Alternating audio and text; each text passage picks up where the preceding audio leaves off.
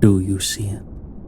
Yes, there, just above the corner of your bedroom door. A small, shapeless mass of blackness. It's not very big. It's not particularly out of place. But it doesn't seem familiar. You sit up in your bed, none the wiser. You think to yourself. You don't give it much thought. Then you realize. I must have left my jacket hanging near the window. Silly me. It's just a shadow. A chuckle follows as you lay back down. You pull your blanket back over and settle back into the state of pre-slumber contentment. But what about that? Yes, that over there. Your eyes focus on the subtle outline of a familiar shape. It's your prized candelabra. It was handmade by your friend from abroad. It casts a haunting, distorted form against your wall. It's actually quite the beautiful sight. The moon's rays lending just enough of its presence, filtered by your curtains, to lend just enough of its brilliance to pass through and complement its silhouette. I still remember the day she gave me that. You recount in silence. But then you happen to notice. You couldn't really see it at first. And you really only barely noticed it to begin with. I'm pretty sure it has space for 4 candles. Why does its reflection have 5? You're a bit concerned now.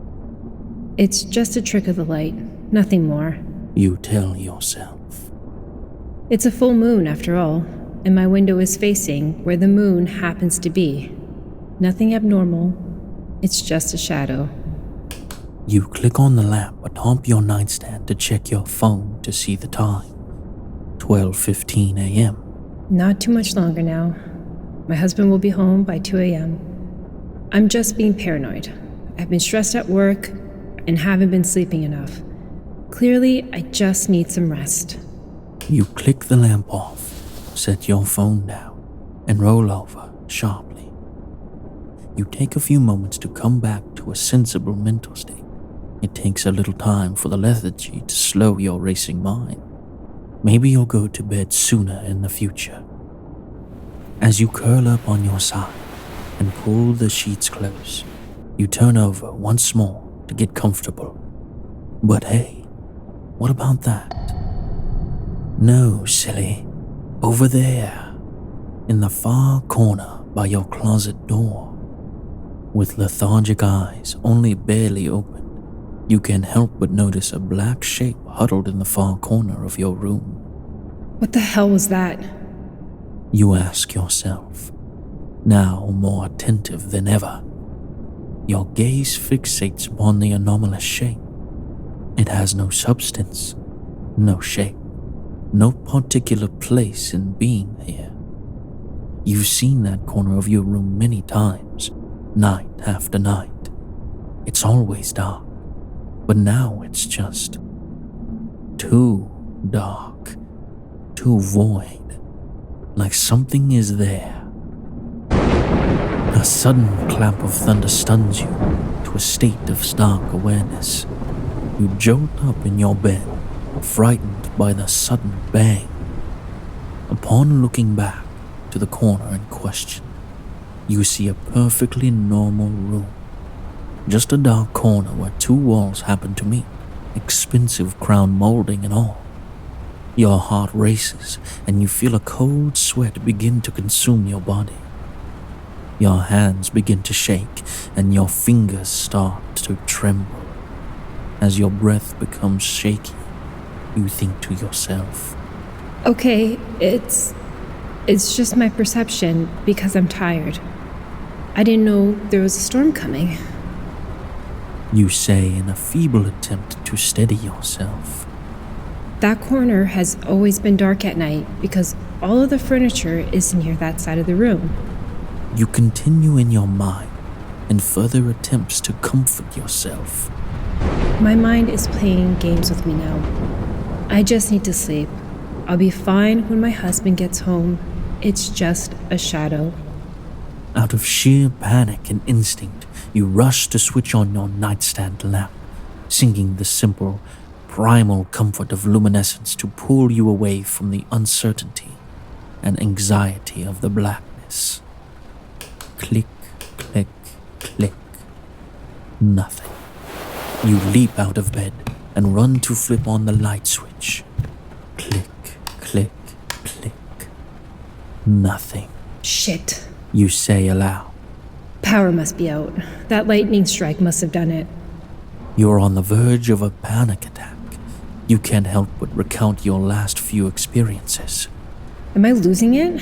Am I fucking losing it? As heavy breaths and sweat begin to consume you, you reach for your phone.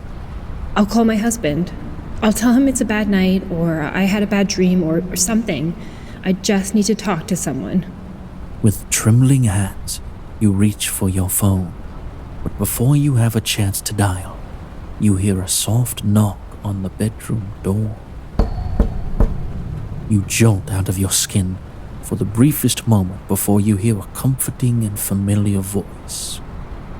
Millie, honey, I'm home. Are you okay in there?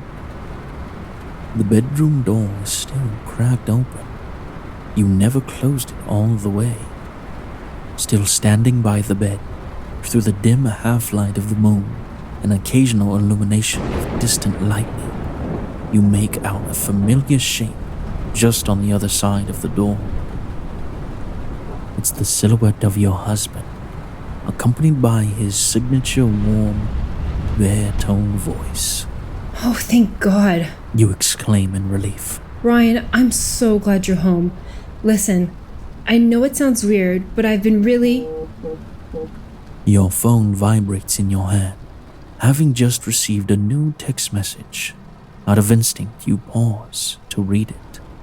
Hey baby, there's been an accident on the highway. I'm stuck in traffic. Probably won't be home for another hour. Love you. Millie, honey, are you okay?